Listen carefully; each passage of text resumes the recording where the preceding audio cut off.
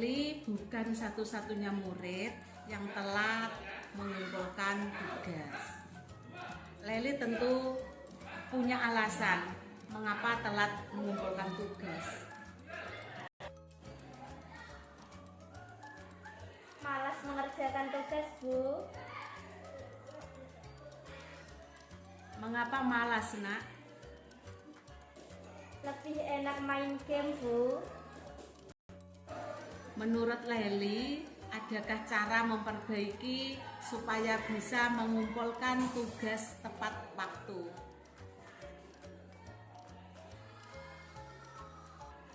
Ada, Bu. Dengan cara niat mengerjakan tugas dan mengurangi bermain game. Dari permasalahan ini, menurut Lely, keyakinan kelas yang mana yang perlu Lely tingkatkan? Mengumpulkan tugas tepat waktu, Bu. Apakah Lely meyakini keyakinan yang telah disepakati? Iya, Bu. Jadi, apakah Lely meyakini prinsip mengumpulkan tugas tepat waktu? Iya, Bu. Saya meyakininya. Kalau begitu, kapan Lely mau mengerjakan tugas? Nanti pulang sekolah, Bu. Baiklah, sekarang Lely boleh kembali ke kelas. Terima kasih, Bu. Sama-sama.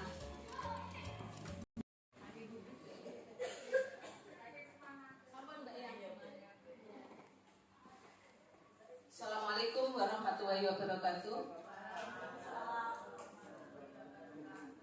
Yang terhormat Ibu Kepala SMP Negeri 2 Kaliori dan rekan-rekan Bapak Ibu guru hebat yang saya hormati. Pertama-tama marilah kita panjatkan puji syukur kehadirat Allah karena kita bisa berkumpul di sini untuk acara saya berbagi ilmu dari CGP. Di sini saya akan menyampaikan tentang budaya positif yang saya dapat dari calon guru penggerak waktu di pelatihan-pelatihan yang saya ikuti. Budaya positif, di sini saya sampaikan terlebih dahulu tentang perubahan paradigma belajar. Perubahan paradigma belajar dalam proses pembelajaran yang awalnya berpusat pada guru menjadi pembelajaran yang berpusat pada siswa. Diharapkan mampu mendorong siswa untuk terlibat secara aktif dalam membangun pengetahuan, sikap dan perilaku. Melalui proses pembelajaran dengan keterlibatan aktif siswa, ini berarti guru tidak mengambil hak anak untuk belajar dalam arti yang sesungguhnya. Dalam proses pembelajaran yang berpusat pada siswa, maka siswa memperoleh kesempatan dan fasilitasi untuk membangun sendiri pengetahuannya, sehingga mereka akan memperoleh pemahaman yang mendalam dan pada akhirnya dapat meningkatkan mutu kualitas siswa. Selanjutnya tentang disiplin positif. Sebagai seorang pendidik atau pimpinan sekolah yang dapat dilakukan untuk menciptakan suasana positif di lingkungan sekolah adalah yang pertama, menjalin komunikasi yang baik dengan kepala sekolah, sesama rekan guru, dan dengan murid. Yang kedua, memantau kondisi siswa. Yang ketiga, membiasakan hal baik pada diri sendiri dan pada siswa. Yang keempat, menghargai orang lain, yaitu menghargai kepala sekolah, guru, tata administrasi sekolah, dan siswa.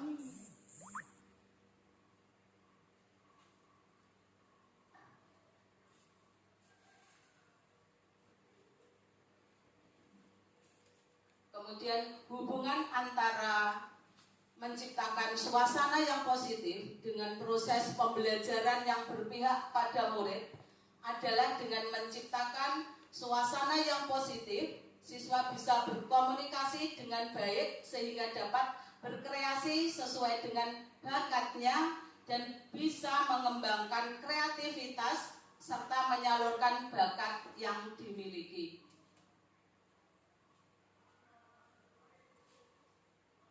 Selanjutnya yang saya sampaikan di sini tentang motivasi perilaku manusia. Ada 3 motivasi perilaku manusia. Jadi Diane Gosen dalam bukunya Restructuring School Discipline menyatakan ada 3 motivasi perilaku manusia, yaitu 1, untuk menghindari ketidaknyamanan atau hukuman. Yang kedua, untuk mendapatkan imbalan atau penghargaan dari orang lain. Yang ketiga, untuk menjadi orang yang mereka inginkan dan menghargai diri sendiri dengan nilai-nilai yang mereka percaya. Untuk lebih jelasnya, saya sampaikan. Yang pertama tadi, untuk menghindari ketidaknyamanan atau hukuman. Ini adalah tingkat terendah dari motivasi perilaku manusia. Karena kalau melakukan sesuatu hanya untuk menghindari ketidaknyamanan atau hukuman, maka itu adalah perilaku yang terendah dari manusia. Biasanya orang memotivasi perilakunya untuk menghindari hukuman atau ketidaknyamanan akan bertanya, apa yang akan terjadi apabila saya tidak melakukannya? Sebenarnya mereka sedang menghindari permasalahan yang mungkin muncul dan berpengaruh pada mereka secara fisik, psikologis maupun tidak terpenuhinya kebutuhan mereka bila mereka tidak melakukan tindakan tersebut. Motivasi ini bersifat eksternal.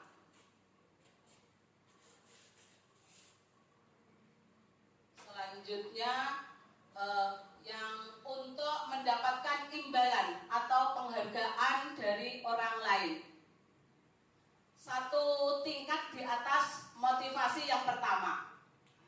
Di sini orang berperilaku untuk mendapatkan imbalan atau penghargaan dari orang lain. Orang dengan motivasi ini akan bertanya, apa yang akan saya dapatkan apabila saya melakukannya?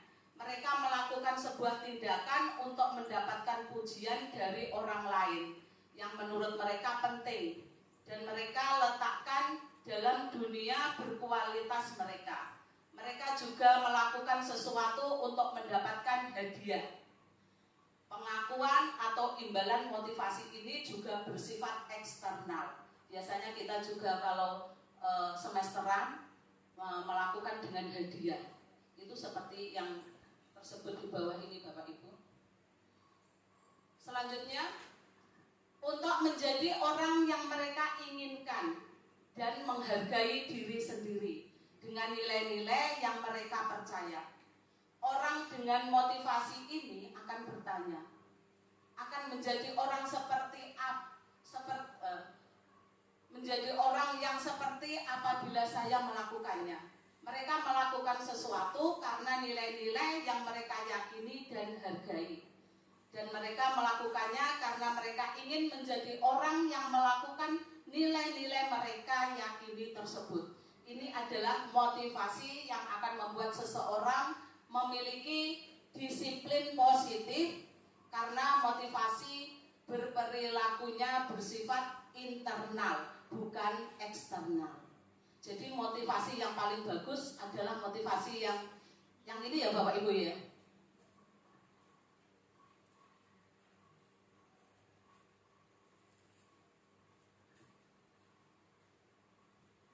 Sekarang kan saya sampaikan tentang kebutuhan dasar. 5 kebutuhan dasar manusia. Seluruh tindakan manusia memiliki tujuan tertentu. Semua yang kita lakukan adalah usaha terbaik kita untuk mendapatkan apa yang kita inginkan. Ketika kita mendapatkan apa yang kita inginkan, sebetulnya saat itu kita sedang memenuhi satu atau lebih dari satu kebutuhan dasar kita, yaitu kebutuhan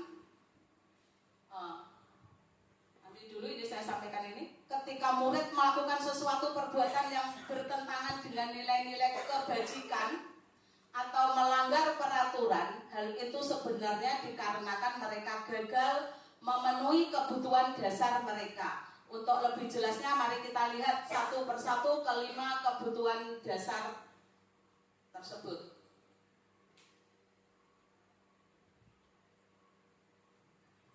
5 kebutuhan dasar. 1, kebutuhan untuk bertahan hidup. Yang kedua, kasih sayang dan rasa diterima. Ketiga, kebutuhan kebebasan. Keempat, kesenangan. Dan yang kelima, kebutuhan penguasaan. Kita bahas satu persatu, Bapak Ibu. Yang pertama, kebutuhan bertahan hidup. Kebutuhan bertahan hidup adalah kebutuhan yang bersifat fisiologis untuk bertahan hidup. Misalnya kesehatan, rumah, makan. Kebutuhan biologis sebagai bagian dari proses reproduksi, termasuk kebutuhan untuk tetap bertahan hidup. Komponen psikologis pada kebutuhan ini meliputi kebutuhan akan perasaan aman. Dalam kasus murid, pengambilan bekal temannya, misalkan ada murid yang mengambil bekal temannya, ini saya contohkan. Apabila jawaban murid ketika ditanya oleh guru adalah karena ia lapar dan orang tuanya tidak membawakannya bekal makan siang, maka kebutuhan dasar yang sedang berusaha dipenuhi oleh murid adalah kebutuhan untuk bertahan hidup. Itu salah satu contohnya, Bapak Ibu. Kemudian yang kedua, kebutuhan kasih sayang dan rasa diterima. Kebutuhan ini dan 3 kebutuhan berikutnya adalah kebutuhan psikologis. Kebutuhan untuk disayangi dan diterima, meliputi kebutuhan akan hubungan dan koneksi sosial. Kebutuhan untuk memberi dan menerima kasih sayang, dan kebutuhan untuk merasa menjadi bagian dari suatu kelompok. Kebutuhan ini juga meliputi keinginan untuk tetap terhubung dengan orang lain, seperti teman, keluarga, pasangan hidup, teman kerja, binatang peliharaan, dan kelompok di mana kita tergabung. Anak-anak yang memiliki kebutuhan dasar kasih sayang dan rasa diterima yang tinggi biasanya ingin disukai dan diterima oleh lingkungannya. Mereka juga akrab dengan orang tuanya. Biasanya mereka belajar karena suka pada gurunya. Bagi mereka, teman sebaya sangatlah penting. Mereka juga biasanya suka bekerja dalam kelompok.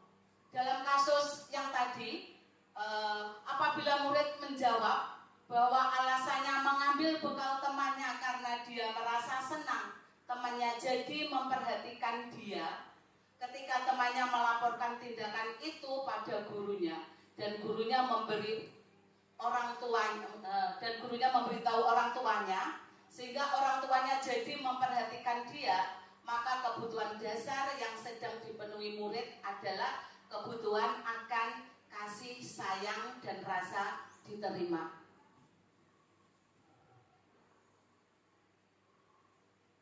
Yang ketiga,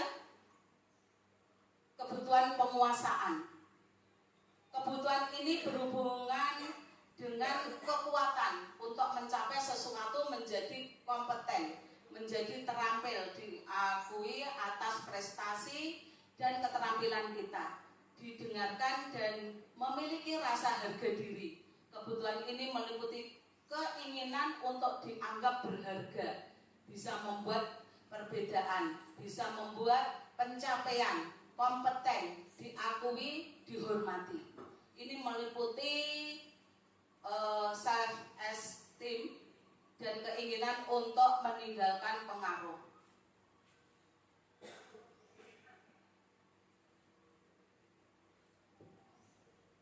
Anak-anak yang memiliki kebutuhan dasar akan penguasaan yang tinggi biasanya selalu ingin menjadi pemimpin. Mereka juga suka mengamati sebelum mencoba hal baru dan merasa kecewa bila melakukan kesalahan. Mereka juga biasanya rapi dan sistematik dan selalu ingin mencapai yang terbaik. Dalam kasus di atas, apabila jawaban murid adalah dia merasa hebat karena temannya jadi takut dengan dia dan menuruti keinginannya, maka sebetulnya dia sedang berusaha memenuhi kebutuhan dasarnya akan kekuasaan. Yang keempat, kebutuhan kebebasan. Kebutuhan untuk bebas adalah kebutuhan akan kemandirian, otonomi, memiliki pilihan, dan mampu mengendalikan arah hidup seseorang. Anak-anak dengan kebutuhan kebebasan yang tinggi menginginkan pilihan mereka perlu banyak bergerak, suka mencoba-coba, tidak terlalu terpengaruh orang lain, dan senang mencoba hal baru dan menarik. Bila jawaban murid dalam kasus di atas adalah bahwa dia merasa bosan dengan bekal makanan yang dibawakan ibunya dari rumah, karena ibunya selalu membawakan bekal yang sama, oleh karena itu dia ingin mencoba makanan teman-temannya yang beraneka ragam, maka murid sedang berusaha memenuhi kebutuhannya akan kebebasan. Selanjutnya, kebutuhan kesenangan. Kebutuhan akan kesenangan adalah kebutuhan untuk mencari kesenangan, bermain, dan tertawa. Bayangkan, hidup tanpa menikmati apapun betapa menyedihkan. Glasser menghubungkan kebutuhan akan kesenangan dengan belajar. Semua hewan dengan tingkat intelijensi tinggi, anjing, lumba-lumba, primata, dan lain-lain, bermain. Saat mereka bermain, mereka mempelajari keterampilan hidup yang penting. Manusia tidak berbeda. Anak-anak dengan kebutuhan dasar kesenangan yang tinggi biasanya ingin menikmati apa yang dilakukan. Mereka juga bisa berkonsentrasi tinggi saat mengerjakan hal yang disenangi. Mereka suka bermain dan suka mengoleksi barang. Suka bergurau, suka melucu, dan juga menggemaskan. Ya, ini biasanya kalau suka bermain itu yang sering pelajaran olahraga. Kalau matematika, maka gurunya harus menciptakan pelajaran yang menyenangkan, yang dengan permainan-permainan ini, ya Pak Adi. Berusaha ya Pak Adi ya. Bahkan saat mereka bertingkah laku buruk, mereka masih terlihat lucu. Dalam kasus di atas, bila murid menjawab bahwa ia melakukannya karena iseng saja dan ia menikmati ekspresi wajah teman-temannya yang kesal karena diambil makanannya, dan menurut dia ekspresi teman-temannya itu lucu, maka berarti murid tersebut berusaha memenuhi kebutuhannya akan kesenangan. Ini sering terjadi pada murid kita kalau kita tanya kenapa iseng Bu, seperti itu. Untuk mengatasi hal-hal tersebut, kita pelajari posisi restitusi. Program disiplin positif yang berpusat pada murid yang dikembangkan oleh Diana Gosen dengan pendekatan restitusi yang disebut dengan 5 posisi kontrol. Kelima posisi kontrol tersebut adalah yang pertama menghukum, yang kedua membuat rasa bersalah, yang ketiga sebagai teman, yang keempat pemantau, dan yang kelima manajer. Posisi menghukum, seseorang penghukum bisa menggunakan hukuman fisik maupun verbal.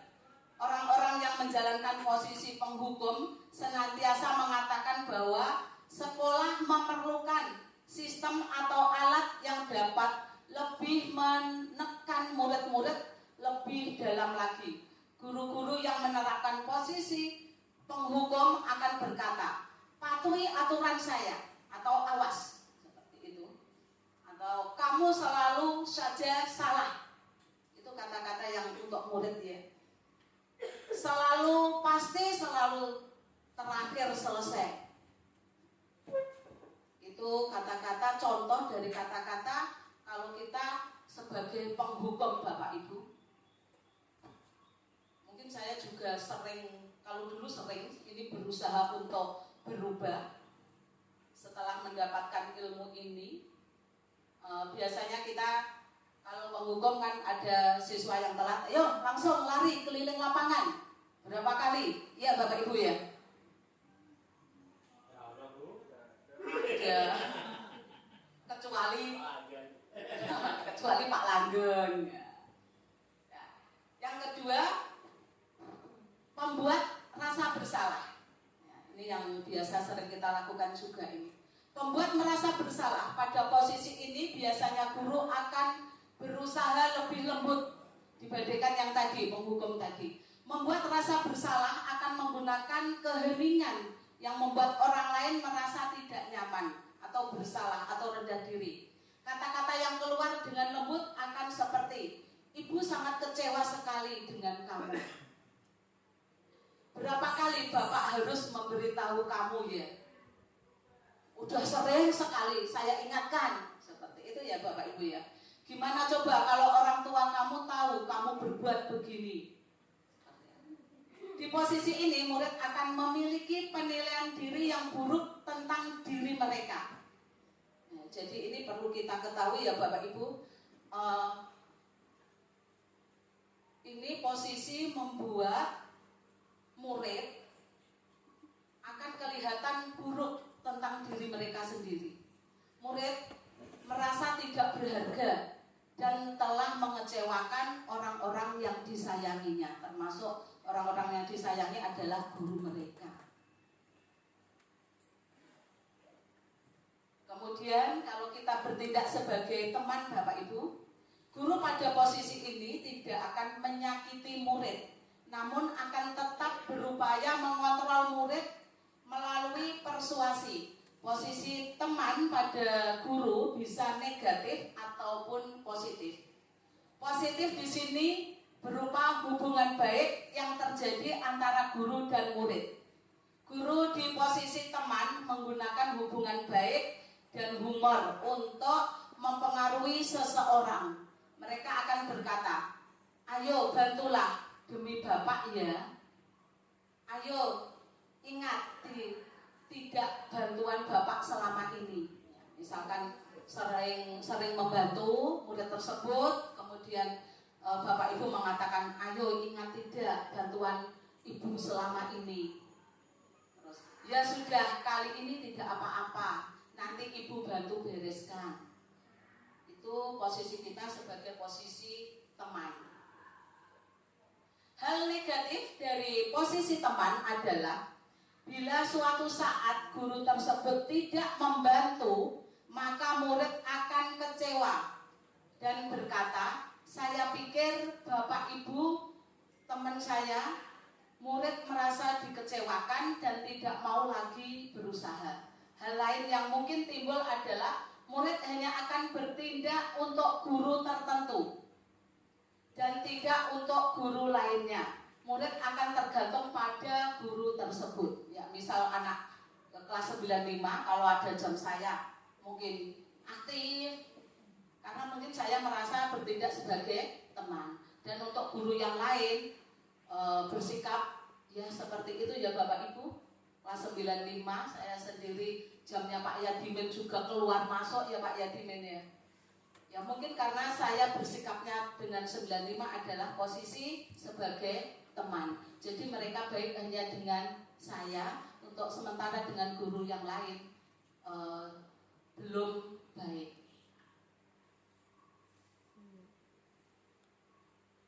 Selanjutnya sebagai pemantau. Memantau berarti mengawasi. Pada saat ini pada saat kita mengawasi, kita bertanggung jawab atas perilaku orang-orang yang kita awasi. Posisi pemantau berdasarkan pada peraturan-peraturan dan konsekuensi dengan menggunakan sanksi atau konsekuensi. Kita dapat memisahkan hubungan pribadi kita dengan murid sebagai seorang yang menjalankan posisi pemantau.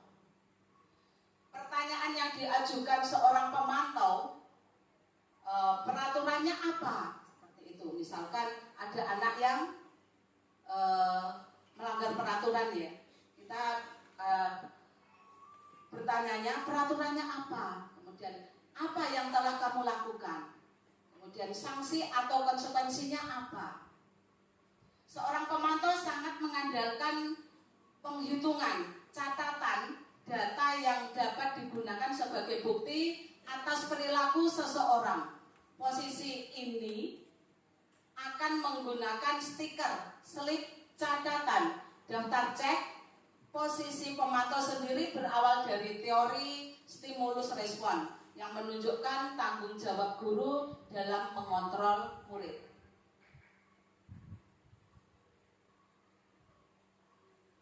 Ini posisi terakhir, posisi sebagai manajer yang akan berusaha kita lakukan nanti Bapak Ibu, posisi manajer. Posisi terakhir manajer adalah posisi di mana guru berbuat sesuatu bersama dengan murid, mempersilahkan murid mempertanggungjawabkan perilakunya, mendukung murid agar dapat menemukan solusi atas permasalahannya sendiri. Seorang manajer telah memiliki keterampilan di posisi teman maupun pemantau, dan dengan demikian bisa jadi di waktu-waktu tertentu kembali kepada kedua posisi tersebut bila diperlukan. Itu bila diperlukan ya Bapak Ibu, bisa kembali ke posisi tadi sebagai teman, itu kalau diperlukan. Kalau tidak, kita akan berusaha untuk menjadi posisi kita adalah manajer. Namun bila kita menginginkan murid-murid kita menjadi manusia yang merdeka, mandiri dan tanggung jawab, maka kita perlu mengacu kepada restitusi yang dapat menjadikan murid kita seorang manajer bagi dirinya sendiri.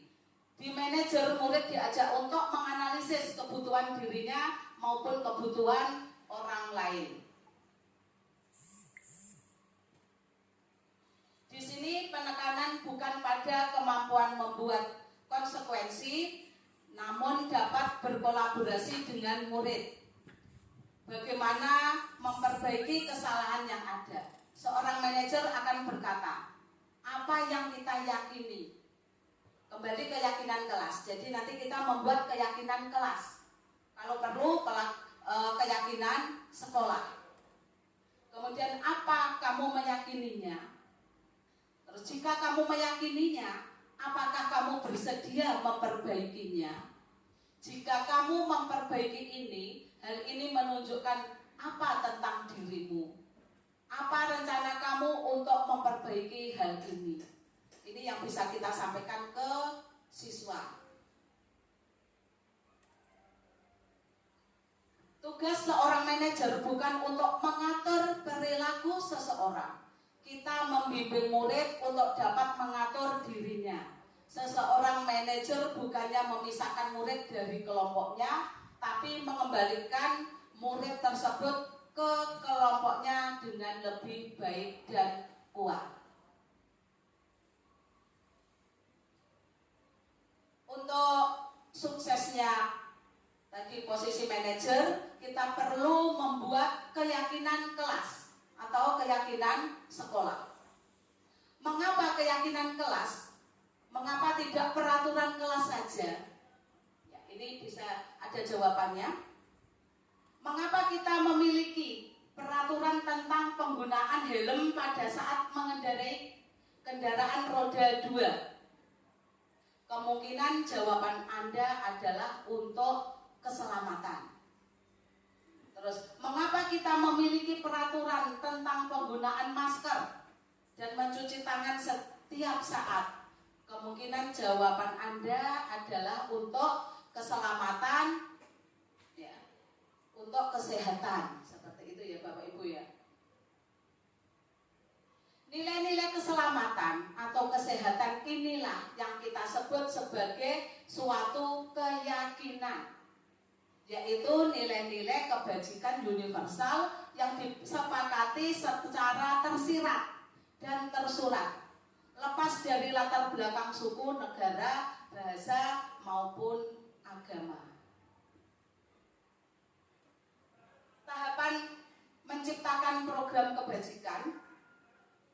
Jadi sebelum kita membuat keyakinan kelas, kita harus menciptakan program kebajikan dulu Bapak Ibu. Yang pertama, lihat daftar kebajikan yang telah disusun bersama. Kemudian tentukan nilai-nilai kebajikan yang ingin dijadikan perhatian utama di sekolah Anda atau mungkin di kelas Anda. Curah pendapat dalam kelompok.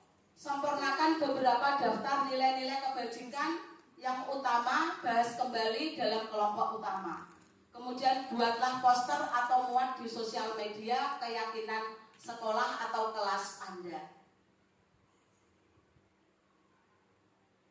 Prosedur pembuatan keyakinan sekolah atau kelas. Yang pertama, mempersilahkan warga sekolah atau murid di sekolah kelas untuk bercurah pendapat tentang peraturan yang perlu disepakati di kelas atau sekolah. Yang kedua, mencatat semua masukan-masukan para murid atau warga sekolah di papan tulis atau di kertas, di mana semua anggota kelas atau warga sekolah bisa melihat hasil curah pendapat. Selanjutnya, susunlah keyakinan kelas sesuai prosedur pembentukan keyakinan sekolah atau kelas. Gantilah kalimat dalam bentuk negatif menjadi positif. Misalkan, jangan berlari di kelas. Itu kata-katanya diganti menjadi berjalanlah di kelas atau koridor. Seperti itu ya Bapak Ibu. Jadi kita memakai kata-kata yang positif. Terus misalkan jangan telat, itu harus diubah menjadi kata-kata yang positif. Kalau jangan telat diubah menjadi apa Bapak Ibu? Kata-kata positifnya. Masuk lebih pagi ya. Masuk lebih Pagi. awal. Oke, bisa seperti itu. Misalkan jangan bolos. Rajin masuk ya. Jangan bolos, berarti apa Bapak Ibu?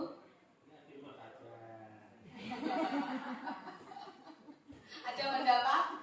Tidak boleh bolos. Itu kan kita itu negatif. Kita harus ke yang positif. Rajin masuk ya. Ini membuat itu kan kalau rajin masuk ya, itu kita ke anak. Maksudnya ini membuat keyakinan kelas. Keyakinan kelas itu nanti akan disepakati oleh satu kelas. Kira-kira apa Bapak Ibu? Tidak boleh bolos.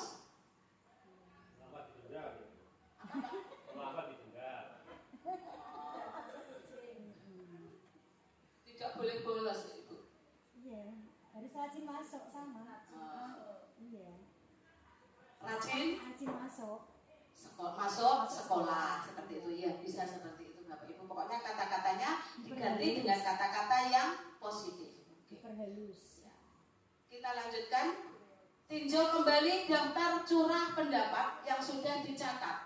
Anda mungkin akan mendapati bahwa pernyataan yang tertulis di sana masih banyak yang berupa peraturan-peraturan. Selanjutnya, ajak warga sekolah atau murid-murid kelas untuk menemukan nilai kebajikan atau keyakinan yang dituju dari peraturan tersebut. Ini saya coba di 95, cuma masih ada yang kata-katanya pakai belum positif.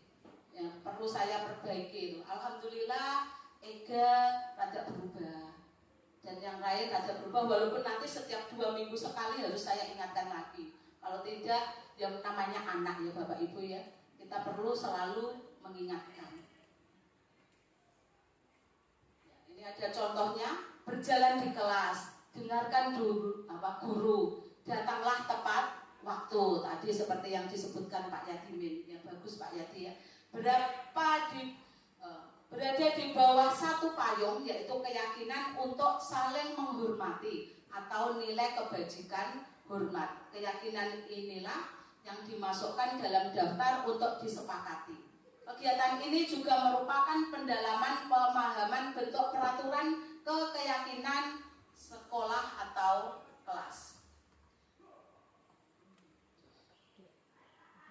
Setelah keyakinan sekolah atau kelas selesai dibuat, maka semua warga kelas dipersilahkan meninjau ulang dan menyetujui dengan menandatangani keyakinan sekolah atau kelas tersebut, termasuk guru dan semua warga atau murid. Keyakinan sekolah atau kelas selanjutnya bisa dilekatkan di dinding kelas, di tempat yang mudah dilihat semua warga kelas.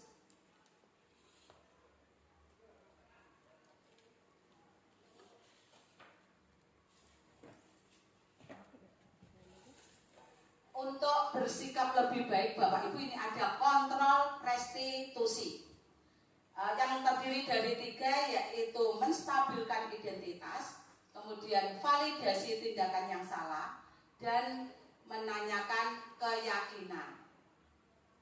Yang kita bahas yang pertama, menstabilkan identitas. Menstabilkan identitas bagian dari segitiga restitusi bertujuan untuk mengubah identitas anak dari orang yang gagal karena melakukan kesalahan menjadi orang yang sukses.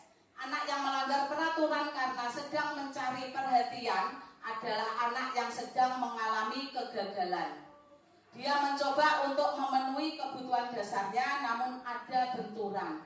Kalau kita mengkritik dia, maka kita akan tetap membuatnya dalam posisi gagal. Ada Bu Umi Latifah. Sholat.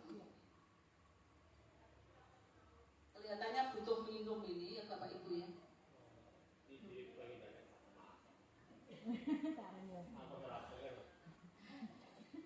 Kita lanjutkan ya Bapak Ibu. Kalau kita ingin dia menjadi reflektif, maka kita harus meyakinkan si anak. Oke Pak Langgeng, nyuwun tolong Bu Umi ya Pak Langgeng. Dengan cara mengatakan kalimat-kalimat ini, berbuat salah itu tidak apa-apa. Tapi nanti ada kata-kata selanjutnya ya Bapak Ibu ini. Kemudian tidak ada manusia yang sempurna. Saya juga pernah melakukan kesalahan seperti itu. Kita bisa menyelesaikan ini. Bapak Ibu tidak tertarik mencari siapa yang salah, tapi Bapak Ibu ingin mencari solusi dari permasalahan ini. Kamu berhak merasa begitu. Apakah kamu sedang menjadi teman yang baik buat dirimu sendiri? Itu bisa disampaikan ke anak seperti itu. Kemudian posisi yang kedua, validasi tindakan yang salah. Selanjutnya kita memvalidasi tindakan yang salah. Validasi tindakan yang salah, setiap tindakan kita dilakukan dengan suatu tujuan, yaitu memenuhi kebutuhan dasar. Kalau kita memahami kebutuhan dasar, apa yang mendasari sebuah tindakan, kita akan bisa menemukan cara-cara paling efektif untuk memenuhi kebutuhan tersebut.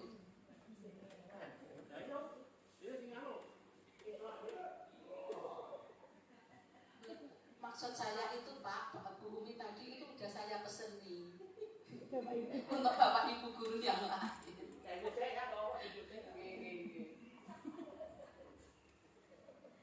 Selanjutnya Bapak Ibu, kalimat-kalimat di bawah ini mungkin terdengar asing buat guru ya.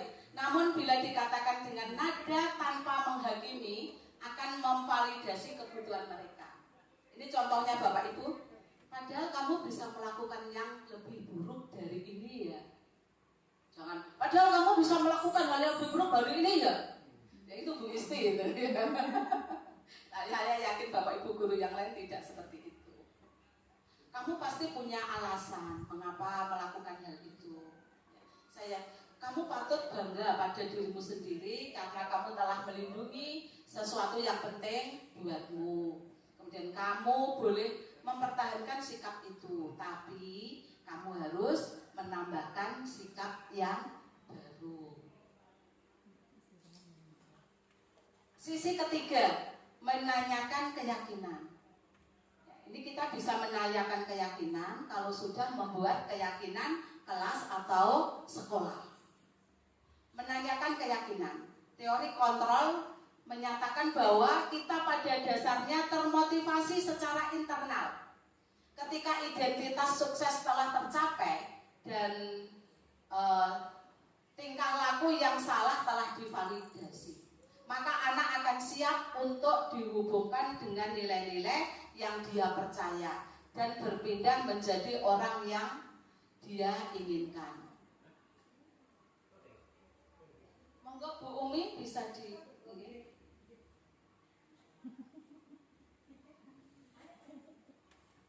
Pertanyaan-pertanyaan di bawah ini menghubungkan keyakinan anak dengan keyakinan kelas atau keluarga. Apa yang kita percaya sebagai kelas atau keluarga?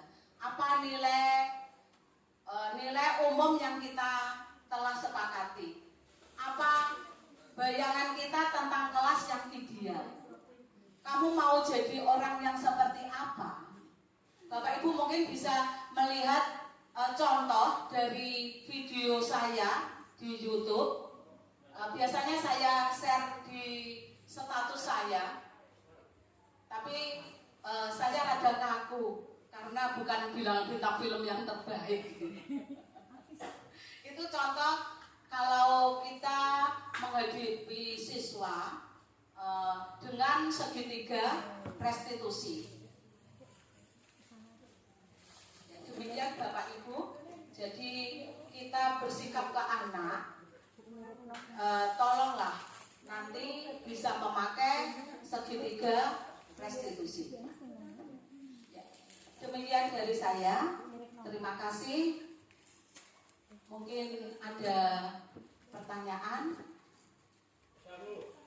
Ya, monggo Pak, pakai ini Pak. Enggak.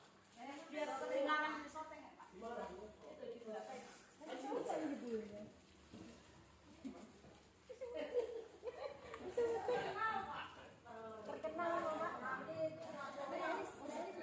Terima kasih Bapak Ibu, Bu Isti. Itu memang yang diharapkan dibahas sudah kemarin sudah saya catat. Tapi saya itu mau itu saya yang tolong saya itu yang masalah keyakinan. Dulunya itu saya anggap keyakinan itu keyakinan beragama. Bukan tak jawab soal masalah limo. Waduh, langsung suruh ganti semua. Saya kira itu mana Pak? Saya tahu itu keyakinan itu di kelas itu untuk membicarakan masalah peraturan. Kan gitu ya, peraturan itu ya. Saya anggap keyakinan itu keyakinan beragama. Berdiri Pak, kesannya di syuting. Apa itu? Nggak usah syuting. Nah, bukan pertanyaan itu Bu, hanya saya ini flashback kembali cerita itu Bu, masalah keyakinan. Memang untuk ide itu saya salah. Saya yang salah Bu. Jadi setelah saya jawab, ya kembali seperti semula, ulangi semua. Nah, ini yang buat saya sirang membuat yaitu malah saya kira keyakinan itu keyakinan pribadi malah keyakinan untuk membuat peraturan kelas yang harus ditaati oleh kelas itu. Itu yang saya salah persepsi. Nah, kemudian yang kok pemakan gerak guru tadi Bu yang perintah-perintah itu memang saya nyontoh itu memang betul masuk semua itu langsung betul. Memang tipe saya tipe yang pertama saya. Sampai sekarang masih tipe yang pertama Bu. Saya terlalu nggak bisa Bu sama anak-anak. Jadi aku juga gantian langsung nggak buka. Langsung lurus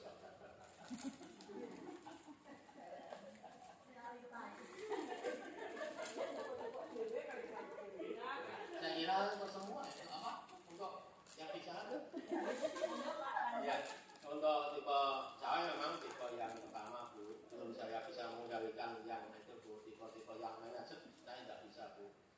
gini Bu, anak-anak saya lihat memang sudah saya halus Bu.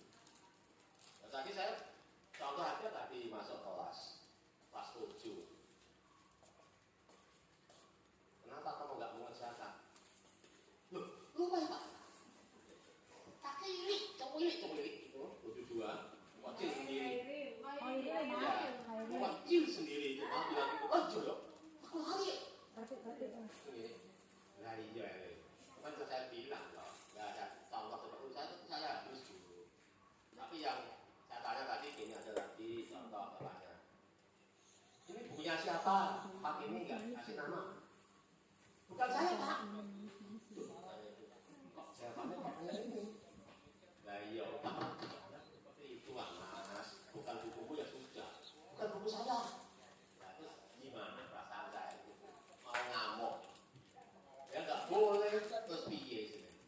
Karena untuk anak. Nah ini Bu, saya memang kecenderungan saya tetap masih yang tipe 1.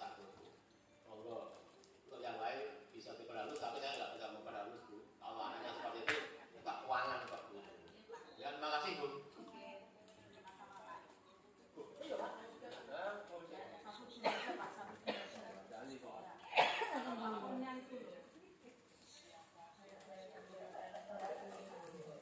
Terima kasih Pak Langgeng. Bapak Ibu, kita ini berusaha ya, berusaha sebaik mungkin menjadi seorang guru. Tadi contohnya anak tidak belum mengumpulkan tugas, ya Pak, bilangnya lupa gitu ya Pak ya. Ya kita bisa membuat keyakinan kelas dulu Bapak Ibu. Kalau kita sudah membuat keyakinan kelas, insya Allah kita bisa mengarahkan anak tersebut menuju hal yang positif. Kalau sudah ada keyakinan kelas, kita bisa menanya kepada anak tersebut. Misalkan saya tanya mana tugasnya. Tadi seperti itu ya Pak Langgeng. Lupa Pak, seperti itu. Nah, Bapak Ibu bisa menggunakan segitiga restitusi. Pak, mohon segitiga restitusi Pak. Yang gambar atas. Oke. Bawahnya Pak. Bawahnya lagi. Bawahnya lagi Pak. Oke. Ini kita bisa bertanya seperti ini dengan halus ya Bapak Ibu. Berbuat salah itu tidak apa-apa. Nah.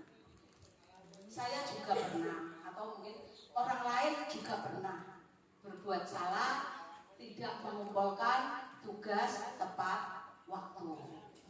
Itu langkah pertama segitiga restitusi. Kemudian kita ke langkah yang kedua. Setelah mengatakan itu, kita ke langkah selanjutnya Pak. Ya, bawahnya lagi. Ya, ini ada contohnya Bapak Ibu, kata-katanya yang seperti yang saya sampaikan tadi.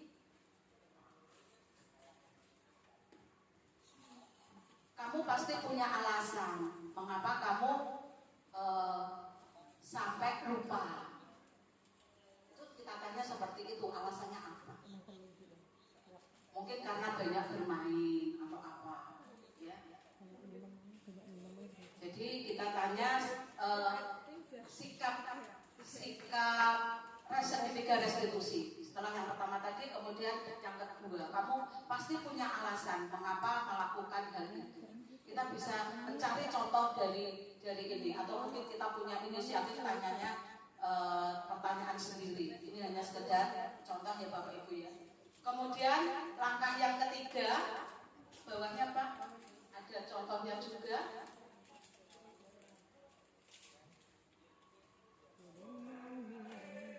Oh, yang tadi masih ada.